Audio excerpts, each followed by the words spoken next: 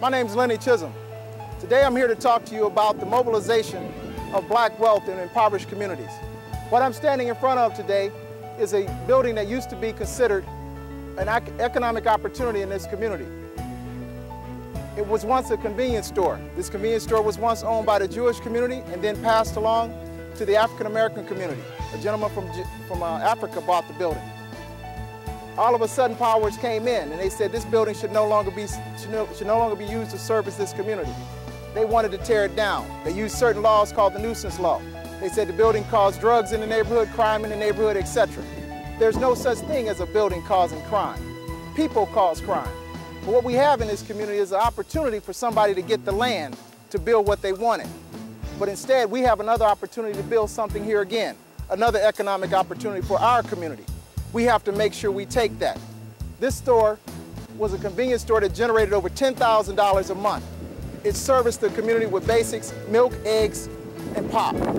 People walk back and forth. The gentleman that had owned it for over 20 years before this store was torn down.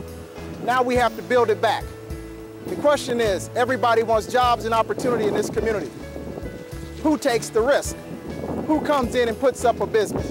And all the things we must fight in order for a business to take place. This is a classic example of what's going on in this community. It's a battle for land, and the battle is fierce. And they're using the concept that drugs are infested in this community, so thus they don't want to have our businesses. They want to make sure they put their businesses in here. That is what we're here to talk about today, and I got people from the community who will vouch for the fact that this business needed to be here.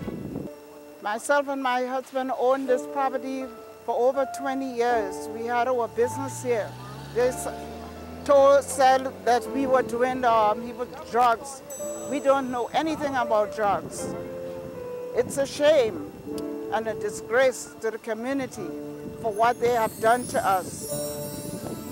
We never did anything wrong. We always prepared for good, and we did good to the community. So it's a real disgrace what they've done to us. We owned the store for about 19 years. Yeah. And everyone in the community knew us, and we help out, and nothing. All we tried for help, and no one gave us any help. And they came in and put the tenants out and closed down the building for no reason. It's a shame and disgrace. That's what I can say. We do need some kind of type of store around for our kids to go to. We have to go way on Penn, on Plymouth to go to the store. And I've been a long time Northside resident for 40 years now. And I'm really shocked about this. We don't have many stores in the neighborhood, and to take down the one that we have is really shocking to me. And I'm curious to see what the reason was behind it. That there was no neighborhood meeting or anything to let us know what happened. So I'm just curious to see what happened. So my home phone up in there used to work in Bills. It was like the most convenient spot to be. Little kids want to go and grab them something to snack on while they at school and stuff. It don't make no sense to me. I think that having this store in the community would have been a good thing, because we have no businesses in the community. We have to walk to either Olsen and Glenwood or Golden Valley, and that's far to keep going back and forth all the time. I mean, sometimes we won't even go to the store because it's so far. What happened here was that they decided to take this store down, but the company they used did not belong to the community. That company came from somewhere else. They didn't employ anybody that was located in the community. That company is right there, Landwehr. They didn't have anybody on site that worked or lived within this community. They made the money, but the community got the vacant lot.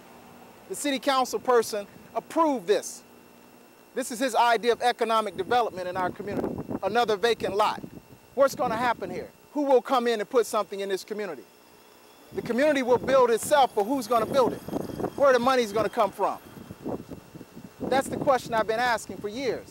Vacant lots in this community have stayed vacant for a number of years, 35 years, some of them. We still don't have anything. Now we come in and suddenly we create another vacant lot.